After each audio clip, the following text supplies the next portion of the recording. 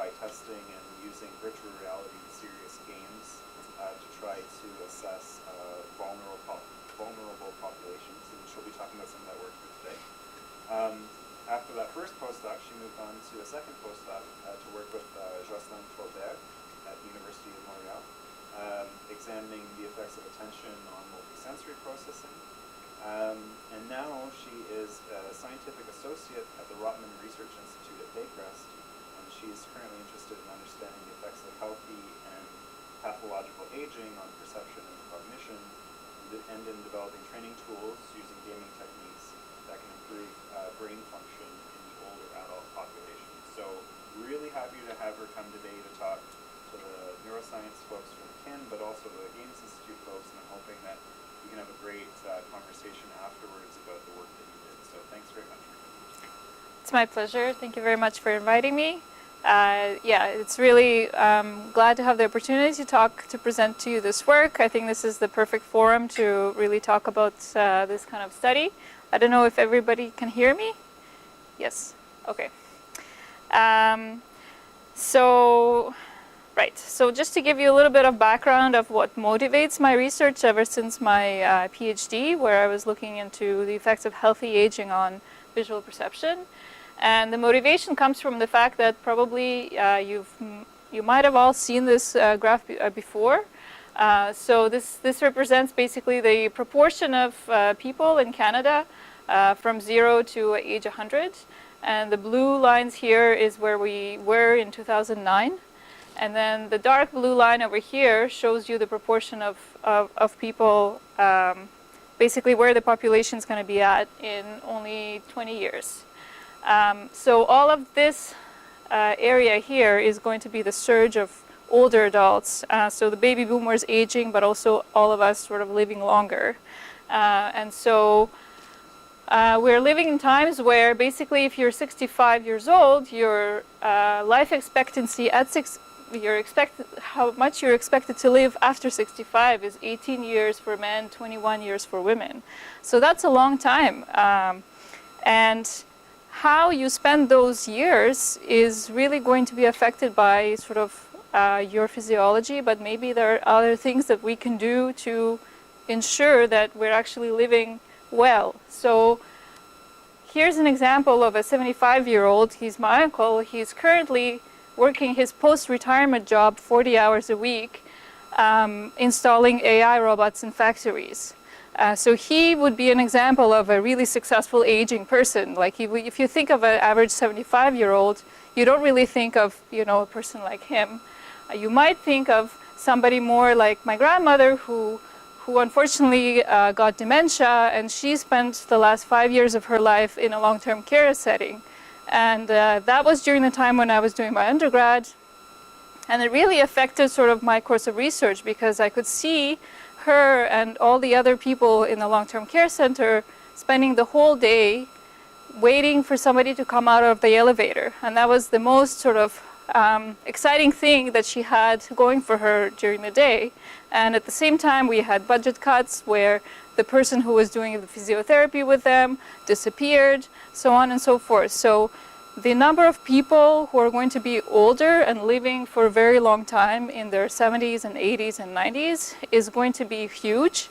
And do we have the resources as a country and as a world to make sure that we are actually all living well? So your parents or your grandparents are enjoying those 18 to 20 years of free time that you have after you finish working at 65.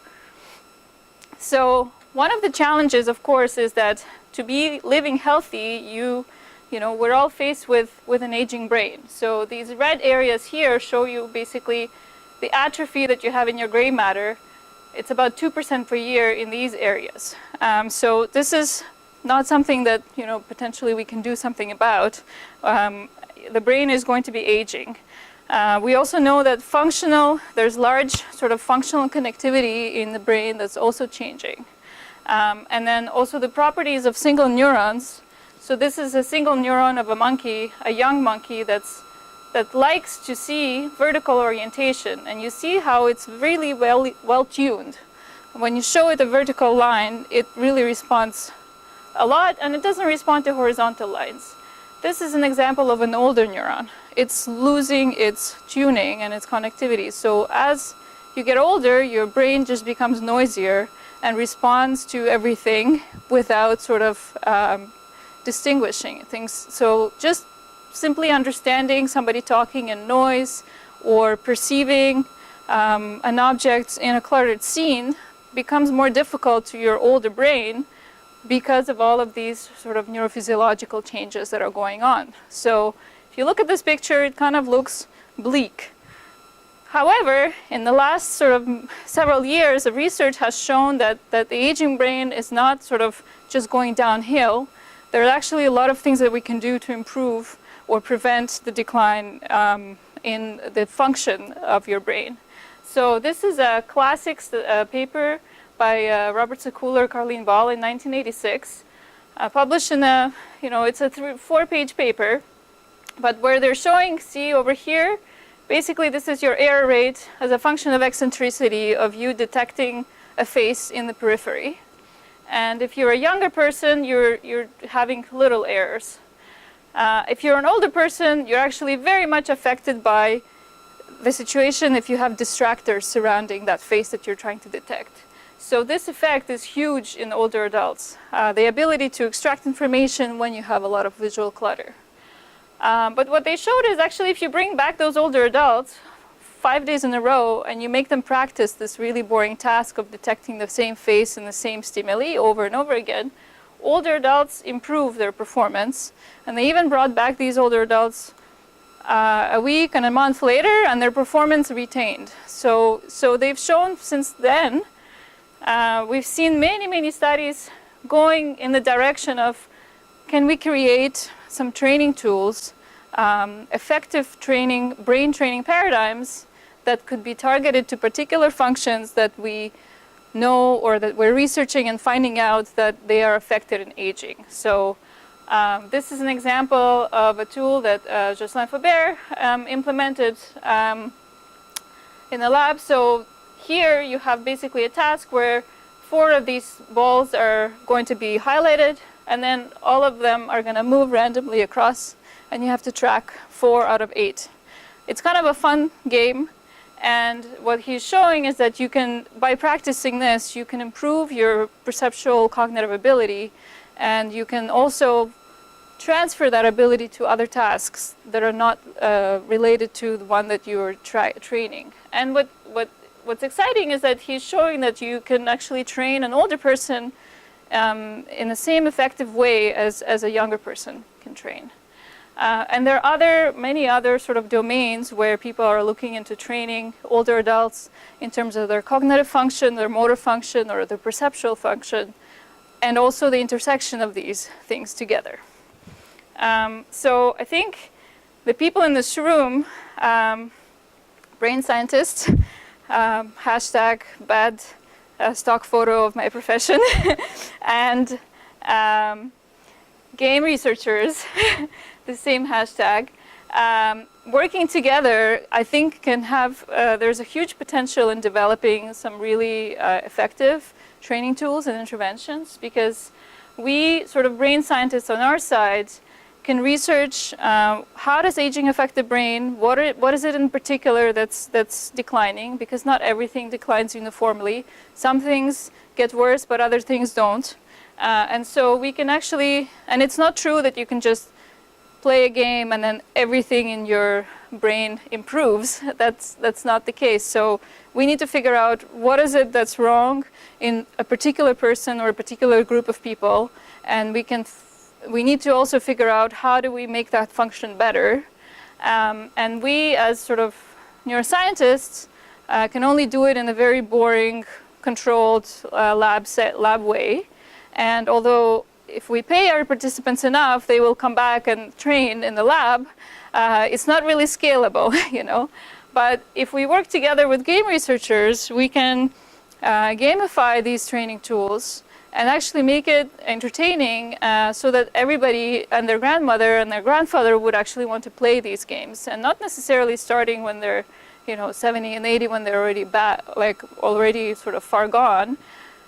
you can imagine that you could start playing these games when you're 40 and 45 and maintain, sort of tune up your, perceptual cognitive processing or your spatial abilities and things like that. So that's sort of the framework with which I'm talking to you today. So when I was just finishing up my PhD at McMaster University, this very intriguing postdoctoral opportunity presented itself. It was working with Dr. Fiona Newell at Trinity College Dublin on this mysteriously called Project Verve. And you'll see what it stands for just in a moment. But this was a sort of a large European seventh framework consortium combining clinicians, psychologists, neuroscientists on the one hand, and then graphics, really superb graphics people, serious games developers, and health ICT groups to work together to find basically virtual reality or serious games or ICT solutions for 3 particular use cases. And the vision, so Verve stands for Vanquishing Fear and Apathy Through Inclusion. I will leave you the challenge of finding where the Verve part is. But essentially there were 3 use cases that were identified. And then the idea was to create like VR scenarios or games that would be personalizable, that would be multi-platform, and that neuroscientists and clinicians would actually evaluate their effectiveness, and once we create something useful, it could be then sort of deployed and commercialized later on. So this is sort of the project I'll be talking to you today.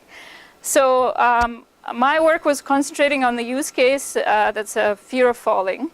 So why fear of falling? So actually falls and fear of falling are a great concern for older adults. 1 in 3 adults over 65 will fall at least once a year. And 85% of falls will actually may lead to sort of hospitalization. 85% of hospitalizations are likely due to falls. But if you do get hospitalized, you have 1/3 chance of basically never leaving that hospital and never coming back home and going to long-term care. So you hear this story over and over again. So falls are really important to prevent. And the other thing that is very much linked to falls is the fear of falling. So if you're an older adult, 65-year-old woman, all your friends around are falling and ending up in long-term care, you might develop a fear that you're going to fall yourself. Or if you had a stumble yourself, you will develop a fear. And if you're afraid of falling, often what happens is that you will curtail your activities. So you're going to not start going out to see friends, you're going to stay at home all winter long, and so on and so forth. And so this curtailment of activities actually precipitates because you do less exercise, you actually go out and about less often, and there's sort of like a vicious circle that happens. So the aim of this use case was to create a VR or a video game scenario. It wasn't clear at the beginning what we were going to do for older adults to ameliorate their life. So I thought I would, in this talk, just walk you through sort of the roadmap of the project, how we actually went about like figuring out what we're going to do. Because when I joined the project, essentially this is what I was told. Like, we have this vision, let's work together. And so we could see what all the strengths of all the partners were. And then we had a use case, a group of people that we wanted to help. And we as scientists, we had to figure out what are we going to create, and then see whether the games, the partners were able to do that for us, and how we could work together. So the first step was really to figure out, to do a requirements analysis. So conceptualization of a game. The second part was the implementation of the game.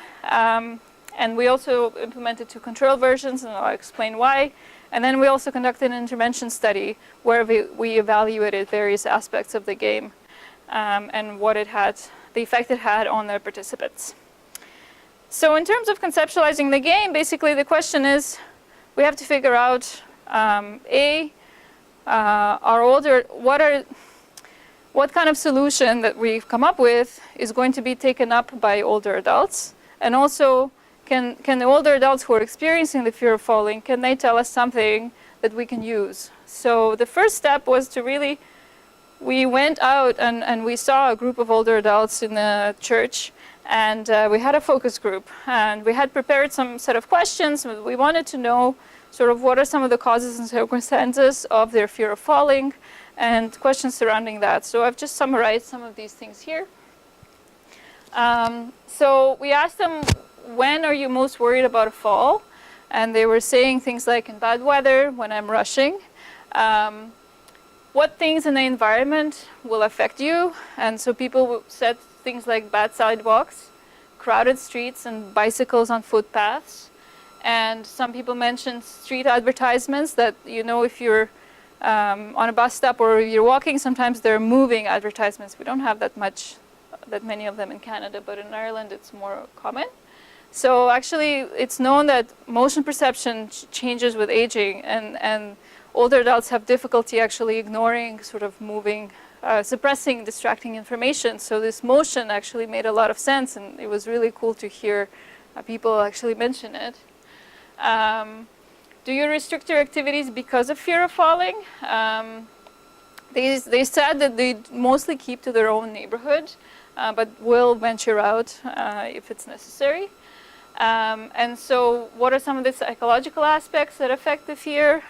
So they mentioned a lot about balance confidence. So they're not sure if they trip, whether they'll be able to regain their balance. And they're also always, a lot of people mention the word vigilant. I always have to be vigilant. So I'm not afraid as long as I always pay attention to where I'm going. So I think probably none of you pay attention to where you're going when you're walking. You're just walking, and you probably are looking at your phone. But once you're 65, you are looking at the floor and at the sidewalks and all of that. So, so after that, we also wanted to know sort of, if we make an iPad game, will they use it? If we make like a Wii Board game, will they use it? So when we asked what type of games they could see themselves playing, a lot of people were saying, I would do it if it was an active game. So they really wanted something like that has exercise or balance in it. Some people wanted swimming and things like that. We said we can't. So some of them have played Wii games before with their grandchildren. About half of them had access to computers, but they would rarely use them because they were afraid of breaking them. So this is sort of like, now you have a little bit of a picture of the older adults that we were dealing with. So then we went to the literature and basically looked at what do we know about A, how aging affects the brain and how it might be related to what we want to improve, and B, what do we know about the differences between older adults who are healthy and older adults who tend to fall. And long story short, there's not that much that's known so far. The causes or determining the risk of somebody, whether you have a high risk of falling or not, there's a lot of research going on in that, but it's still far from solved. So see, these are some of the things that we think will influence. So in general, when you get older, you have declines in some visual and multisensory processing, in particular motion perception, sort of optic flow.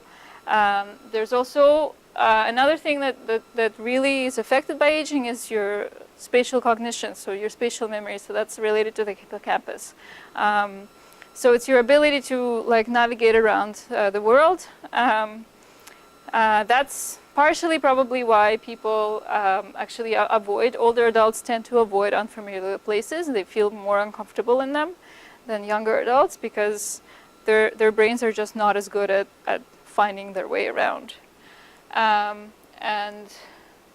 in terms of additional characteristics of fall-prone older adults, what happens is we are thinking that, so this link hasn't been really established firmly in the literature, but it was our hypothesis that if older adults who have a fear of falling stay at home more, then this decline in spatial cognition would be even further precipitated because they would be even less likely to go out and about.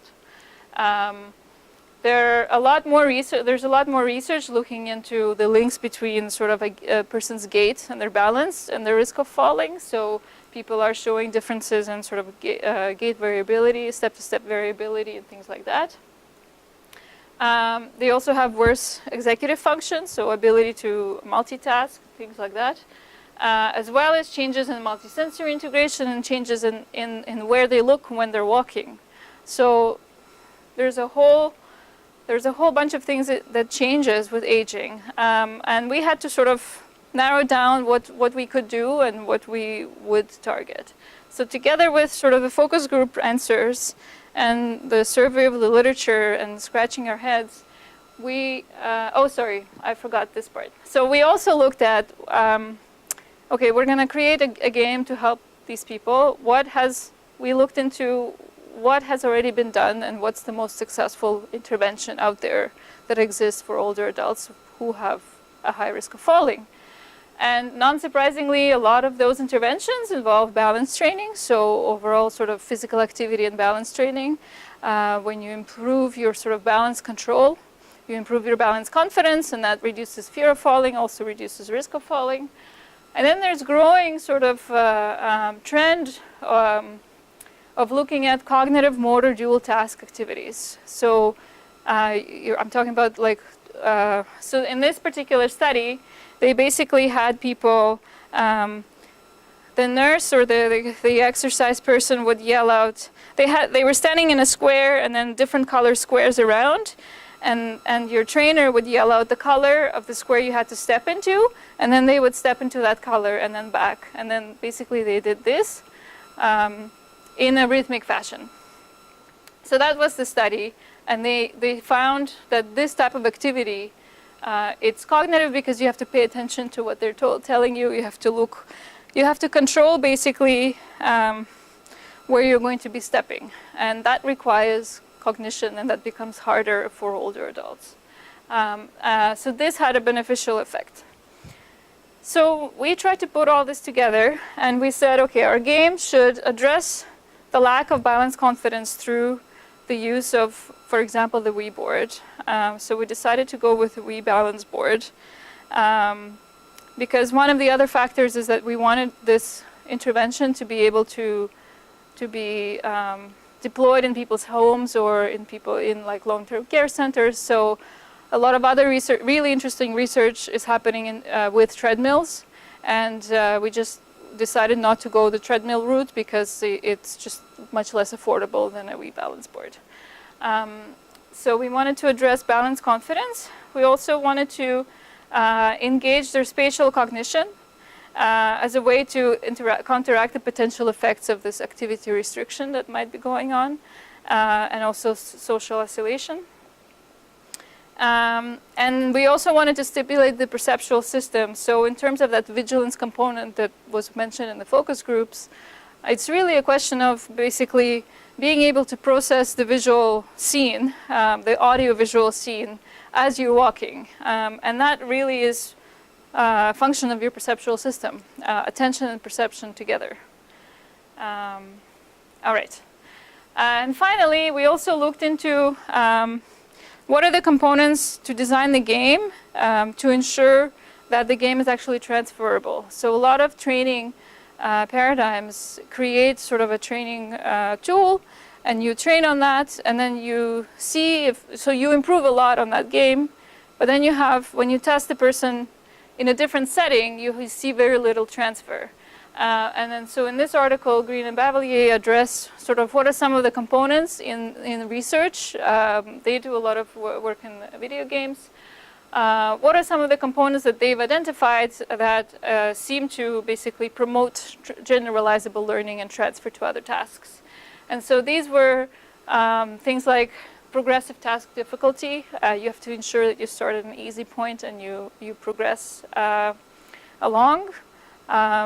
You have to maintain motivation arousal by adjusting task difficulty just above the current level, so around 80%. Reward plays a role in plasticity, so there needs to be reward, although there's still a debate whether it's absolutely necessary or not to have feedback. And also we need to have high variability in the game components. So all of these things are probably seem like trivial or like common knowledge for gamification people, but for, I guess, for research from the neuroscience point of view, this, yeah, this was necessary. All right, so let's get to the implementation of the game. So we had several tasks. So the main task of the participant was to navigate and remember landmarks in a city. And this is the task that would improve, that would train their sort of spatial cognition. We also included obstacles that they have to avoid in the city. And the idea was that this would train their perceptual function. And then shifting their weight on the balance board would target a balance control. I will just go through all of this in the demo here. Okay. So here, basically, I created a demo video with just one target, but I'll try to talk over this.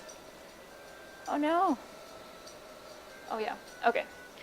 So this little lady is the avatar of the person. So you have to imagine me standing on the balance board and controlling her. So your first task is to locate the cafe.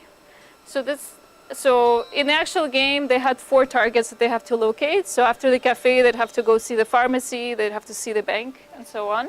4 targets. And then on the first level, they're given the same 4 targets, and they have to now walk around the city and find the most efficient route to that landmark. So you visited the cafe once, and now you have to find it again. And then after the cafe, you would find a random other target in the city, and then a third one and a fourth one. So here, right, and so at each intersection, you would basically shift your weight to the left or to the right to decide where you're going. And these things are obstacles that you see on the road, so they were told to avoid them. So she gets 1 point if she successfully avoids an obstacle. And they get feedback on how well they did in terms of finding the optimal route. So they would basically have to find 4 targets to complete the first level. When they get to the second level, we increase the complexity in the obstacles. So the obstacles now are actually dynamic obstacles, so they move. So now they have to sort of avoid the moving targets. And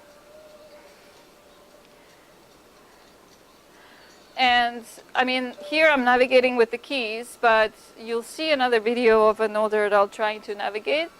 And so what you saw here is that she was able to turn around completely, and I'll go over that of how they do it like physically. But essentially, this is the level number 2. What did I want to say? I think that's about it.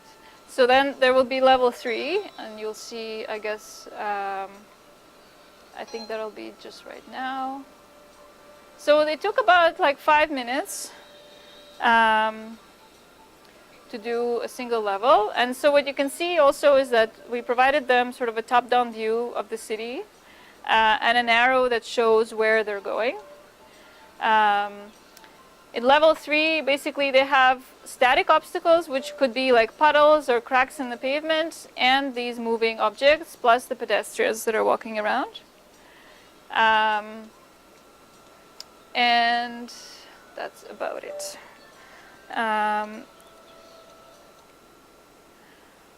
So basically when they start, they would start in a small city. And they have to remember 4 targets. So it was always 4 landmarks that they had to remember. And then they had to visit the 4 landmarks 3 times. All the while basically avoiding these more increasingly complex obstacles. And then across sessions, after each session, we would look at their log of the session, and we would basically calculate their navigation efficiency score. So how well they found the route on the first time they tried to relocate the targets, the second time and the third time.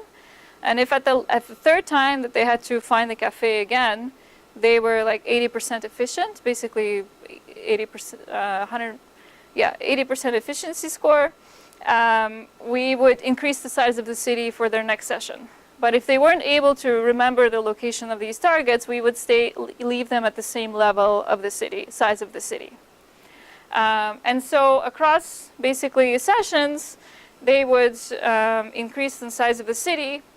And the same happened with the obstacles. So if they avoided all the obstacles 100%, in the next session, we increased the density of the obstacles, and we reduced basically the transparency, increased the transparency of the obstacles, so it made it harder to see. So here's an example of somebody who would be at the last, basically 10 sessions later. You have a really large city, and I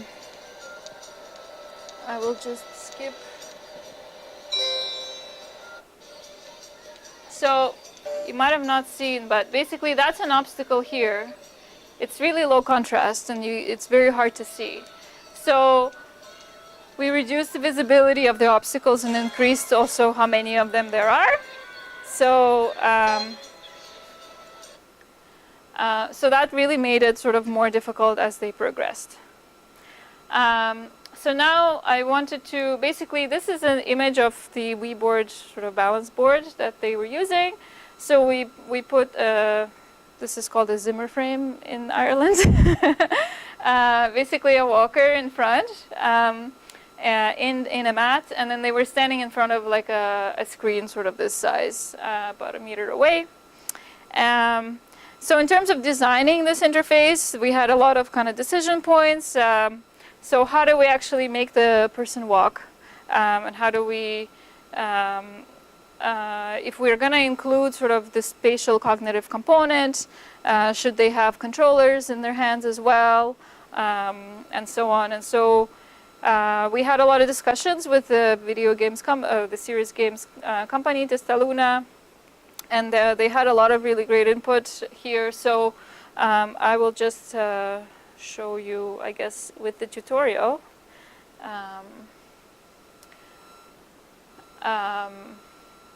Basically, we decided that it was going to be really onerous for the older adult to be always leaning forward to get the character to walk, because they really have trouble controlling their balance. So the way that we had decided, so you have to imagine that the dot is always here, showing where their center of pressure is. It's not working because I was using a computer mouse. But essentially, we decided it's going to be a discrete system, so that they have to lean forward once to get the character to start walking, and then they always have to return to their center to stay at that stage. So start walking, and then she'll start walking, and you return back to center. If you want to